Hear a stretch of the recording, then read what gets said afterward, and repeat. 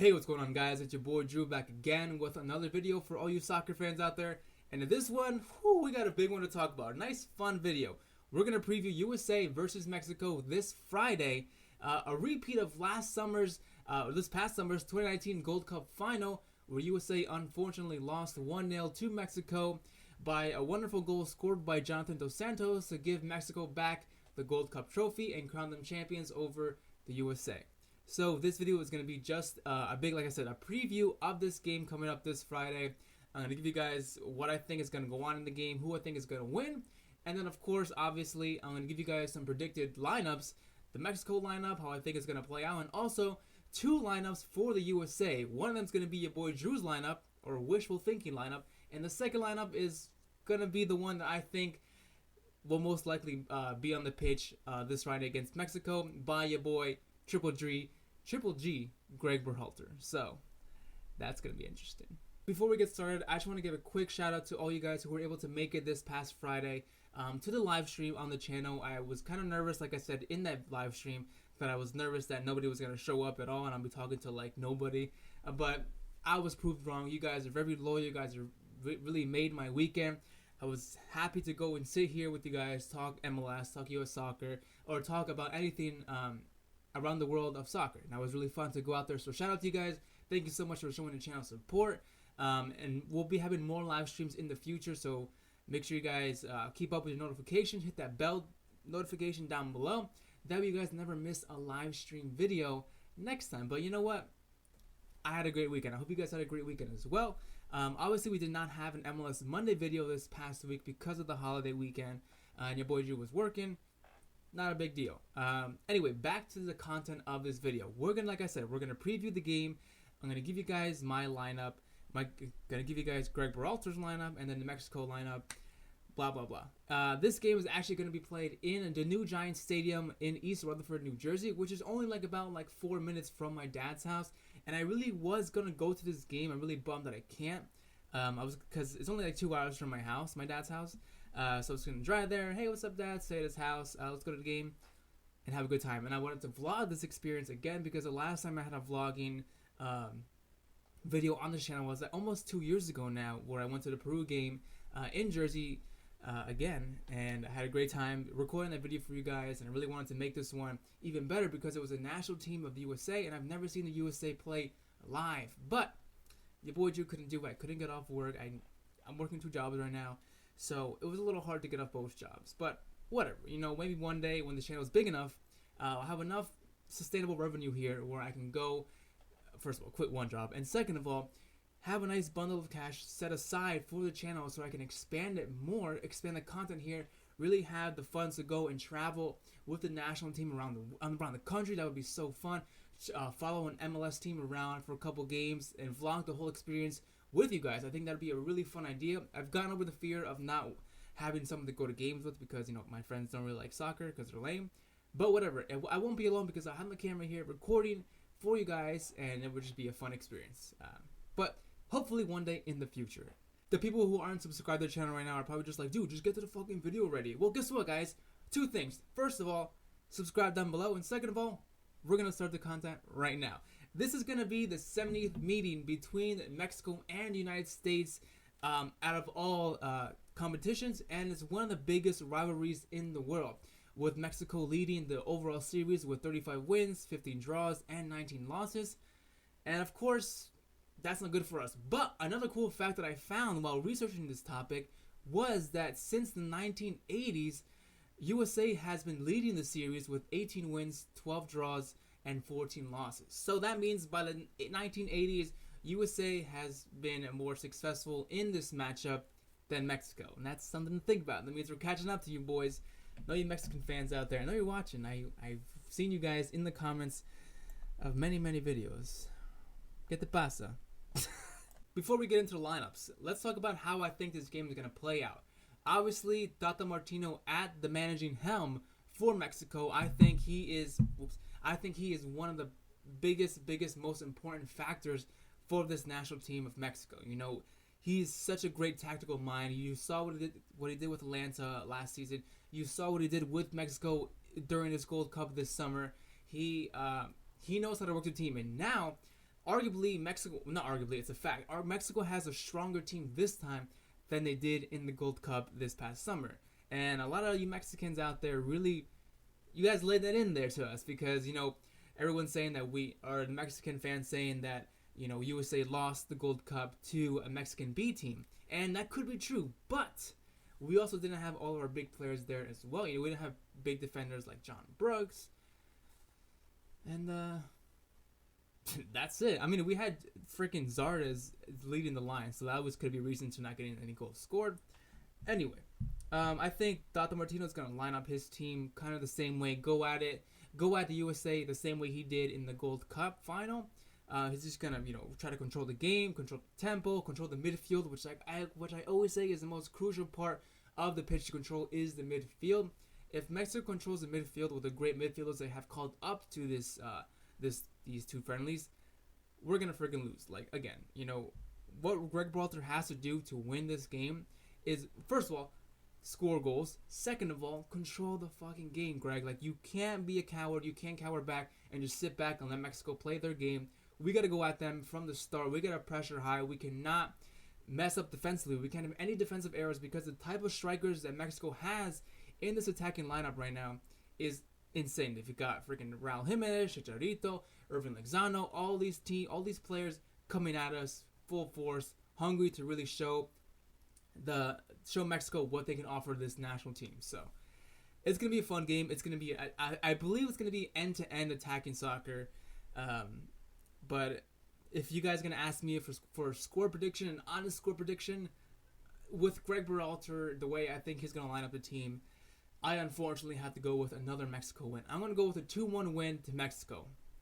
2-1 para Mexico. Okay?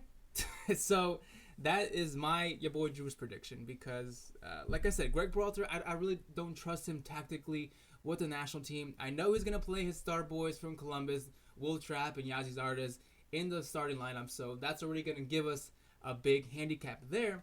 But Mexico has great players coming into this that they've missed out in the Gold Cup. Players like Lozano, Marco Fabian, Miguel Layun, all these players coming in and making this team even stronger than they were in the Gold Cup. And Tata Martino will take full advantage of all these skillful players he has coming into it. And while USA is not as strong as Mexico, and you guys, it's hard to admit that, but it's kind of true. USA right now is kind of in an experimental period right now. We're trying to figure out which young players we can keep, which young players are not going to make it or not ready right now. But I think we got a good chunk of young players. First of all, making their debuts in these two friendlies, hopefully, and also these young players coming up could be crucial to our lineups going forward in many years to come. But Mexico right now, they were kind of in a still period, but then Tata Martino came in, really took this team by the scruff of the neck, and really made them into a whole different, better team. And I think that Mexico right now, their national team is in a better place than our USA national team is. So that's why I think Mexico will go ahead and get, unfortunately, another win over the USA. Whatever. Let's talk about lineups. So since the USA has two lineups, let's start off with Mexico. Get them out of the way. Whatever, yada, yada, yada. Here is my Mexican side that I think is going to go and attack the USA. I went by the formation of the last game they played against us, which was the Gold Cup final. And they went with a 4-3-3 formation. That back line just got stronger with Miguel Layun as a left back. Of course, Ochoa as a goalkeeper is their number one goalkeeper, I'd say. I mean, he's freaking phenomenal every time he plays for Mexico. Maybe not at club level all the time, but for Mexico, he is always a world-class goalkeeper. Midfield is really where it starts to get really tough for us. We got, Guardado in there, Jonathan Dos Santos, and we also got Edson Alvarez in the center defensive midfield. But this midfield can also change a lot. We could have players like Marco Fabian mixed in there. Who else is there? Let me just check. See, I don't really know all these Mexican players. Like, I know them, but I don't really know their position. They have a lot. Oh gosh, Hector Herrera, like, come on, Eric Gutierrez, like those are players who really are game changers and actually could help the Mexican team control the midfield. Like, if Greg Berhalter is somehow winning the game and we're actually controlling the game, the tempo of the game, he can throw in players like Hector Herrera, Eric Gutierrez. All these players can come in there and really change the game, change the midfield, take control of it for Mexico. I'm freaking blabbering. Anyway, the attacking line for Mexico, I think, is probably the most likely to look like this. We got Raul Jimenez as the main striker, and we got Erwin Lozano and Corona as the wingers supporting Jimenez and also attacking our back line. And of course, everyone's excited to see, Mexican fans and American fans are all excited to see Erwin Lozano go up against the USA. We missed him out on the Gold Cup last year, but this time we got Christian Pulisic and Erwin Lozano going at each other finally, I think for the first time ever. So that's going to be really exciting to see. And that's it for the Mexico lineup. Let's go ahead and look at the USA lineup. And by that, I mean your boy Drew's lineup for the USA. This is the lineup I hope that Greg Berhalter goes with, but I know he won't because he doesn't like to listen to good tactical things. Here we go. 4-2-3-1 is my favorite lineup. I do love 4-3-3, but right now I think our team is not cut out for a 4-3-3 formation. We don't have the players who are able to control the midfield the way other nations are able to do, or even other club level teams are able to do. Now, we got players here mixed in. As you can see, I'm sure you guys have already looked this over while I'm talking. The first thing that sticks out, our striker up top, Josh Sargent. Over Yazi Zardes, over Jordan Morris. He is right now our future in the striker lineup, in the strikers for the USA. He's our future. We really should just be putting him out there. Why not go ahead and put him into one of his biggest tests ever, which is playing against Mexico? Don't forget, a couple years ago, Jordan Morris made his debut against Mexico with the USA, and he was still in college, and he scored the first goal of the game. So there is hope for them there. There is hope for Josh Sargent. And Josh Sargent is a way better player than Jordan Morris ever was, and probably ever will be. Sorry, Morris. Anyway, right behind Josh Sargent, helping him out, we got Christian Pulisic on the left, Paxton Pomykal in the middle, and we got Tyler Boyd on the right-hand side. I think those three players are all very skillful, very graceful on the ball, I could say. But all of them good with their feet, really great dribblers, great passers, great crossers. They are all three players who are going to give the Mexican back line a lot of freaking trouble. And they can help Josh Sargent in the attack. We can't just leave Josh Sargent stranded up there. He's still a young kid. He's going to need support, especially against that strong Mexican back line. Down into the midfield, we got Weston McKennie with, what's this dude's name? What's the first name? I always forget. Alfredo Morales. There we go. Alfredo Morales supporting Weston McKennie in the center defensive midfield. Weston McKennie does like to push up a lot, and he will be able to get that freedom to push up if Morales just stays back and holds the midfield back with support, obviously, from the back line of our USA. But either way, McKennie and Morales, I think, are two strong young center. McKinney's young. Morales is not that young. But two strong center defensive midfielders right now that we have available. Way better than Roldan. Way better than Will Trapp. I don't have to go much to him to death. And I think Jackson Ewell is a young player, but I think he's better coming off the bench. He's able to feel the game out, and then from there come off the bench, and Greg Berhalter can put him wherever he thinks he needs him to be. For the back line, I got John Brooks and Aaron Long finally reunited in the back line. John Brooks coming back from a bad injury. Hopefully he's 100% fit. Hopefully he's 100% ready to take on this strong Mexican attack. Aaron Long, of course, I think he is one of the first names on the team sheet. Reggie Cannon as a right back, because he is literally the undisputed number one right back, or he should be the number one undisputed right back now that DeAndre Yedlin is out for injury. And also got Nick Lima here on the left flank for left back. And I know you guys are going to be freaking out like, dude, why isn't Serginho Dest in there? You had him before in your other wishful lineup when the squad was announced. Yeah, I know Serginho Dest is still a teenager, a young teen kid. He's proven himself in Ajax right now, playing Champions League games, playing Dutch soccer in the league. He's doing really well, but like I said, this is a huge test for him. This is his first cap right now for the USA, and I think he's going to need a little bit time to feed himself into the game. I don't think it'll be a good idea to really just put him into the first team lineup against one of the biggest games in the world. I know I just contradicted myself saying that it would be fine for Josh Sargent, but Josh Sargent has played with the national team before, and I know before that when I said Jordan Morris, that was his first game. I think it's a little different when you're a left back or a striker. I think Jordan Morris is actually a little older than Serginho Dest is right now. I don't know, guys. I just feel more comfortable right now with Nick Lima as a left back. I think he's way better than Daniel Lovitz.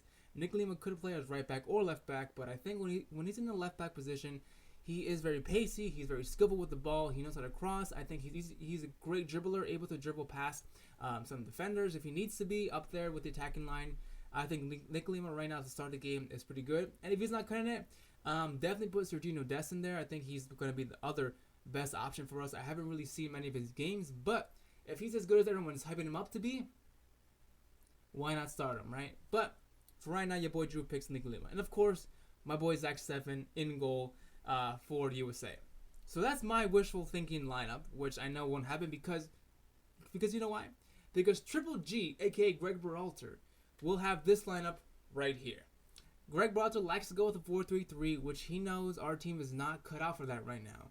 And it's kind of a split 4-3-3. You know, we have the midfield kind of attacking more than defending. And here we go. Right up top, you can see one of the names sticking out to you, like in mine, but this one is a little worse. We got Yazzie Zardes starting up top for the USA, leading the attack. And you guys all know, like I do, this is the way he's going to set this up. He's going to have Yazzie Zardes starting this game. And I don't freaking understand. Anyway, Zardes up front, Tyler Boyd and Jordan Morris probably on the flanks. Christian Pulisic in the center of midfield because I don't know why Greg Berhalter likes to use him in the center of midfield, but he does. Whatever. Christian Pulisic in there with Weston McKennie, and of course that Cohen Will Trapp as a CDM.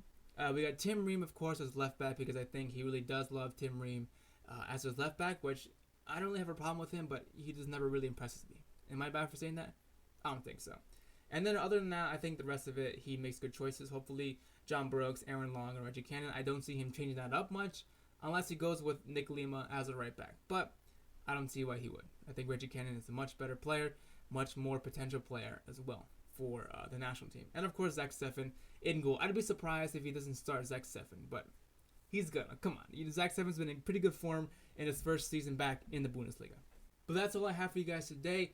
Don't forget to leave your match predictions and comments down below.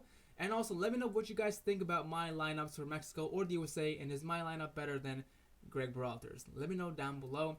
As always, thank you so much for watching. Thanks for kicking it with me. And I'll see you next time. Peace.